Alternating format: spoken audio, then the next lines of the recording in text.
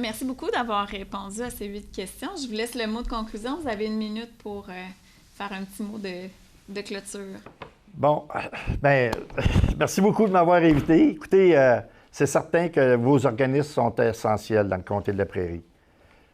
Vous avez chacun des besoins différents, comme vous m'avez fait prendre des engagements que vous allez me rappeler si j'oublie, hein, j'espère.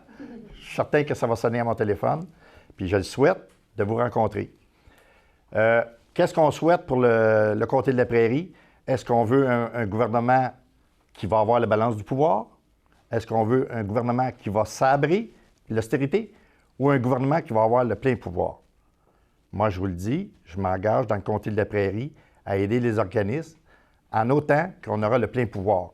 Parce que vous le savez, j'ai énuméré plusieurs choses si on n'aurait pas eu le plein pouvoir, on n'aurait pas pu livrer. C'est ce que je vous dis, moi, aujourd'hui. Merci à vous tous.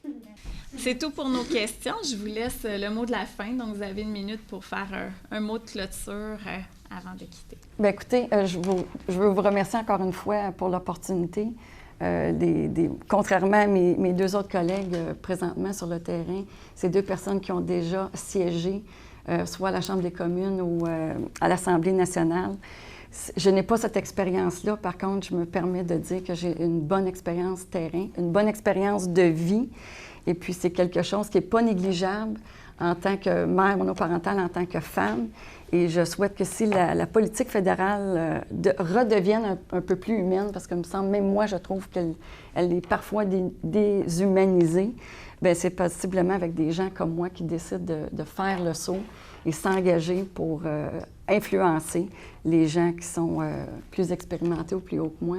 Et le fait que je travaille déjà sur la colline depuis 2010, j'ai la chance de connaître les grands décideurs et ma voix est déjà entendue, j'en suis très fière. Donc ça, des fois, on ne l'entend pas, c'est pas glamour, là, mais derrière les portes closes, quand je parle, je suis très heureuse qu'on m'entende déjà. Donc, je voudrais porter ça, ce que vous me dites, à Ottawa. Je suis très fière de ma région. Bien, merci de m'avoir donné l'occasion de participer à votre exercice. Voilà. Je vous laisse la dernière minute pour votre mot de conclusion. Écoutez, je suis très content d'être avec vous aujourd'hui. Ça m'avait manqué énormément. Il y a des gens que je connais, que je revois. Il y a des gens que je ne connais pas encore, mais je me tarde de les connaître.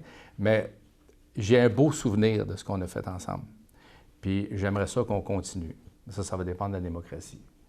Mais je vais être votre allié indéfectible. Je vous le dis. Alors, si vous avez quoi que ce soit, ma porte sera toujours ouverte pour vous autres.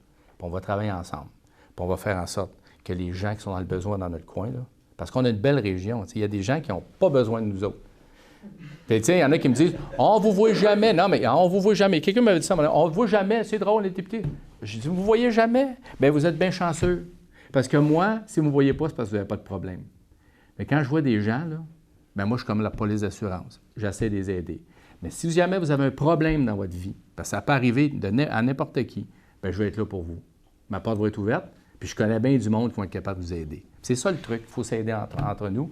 Puis oui, on va s'aider, on va aller voir le gouvernement du Québec, puis on va aller voir les villes, puis tout ce beau monde-là ensemble.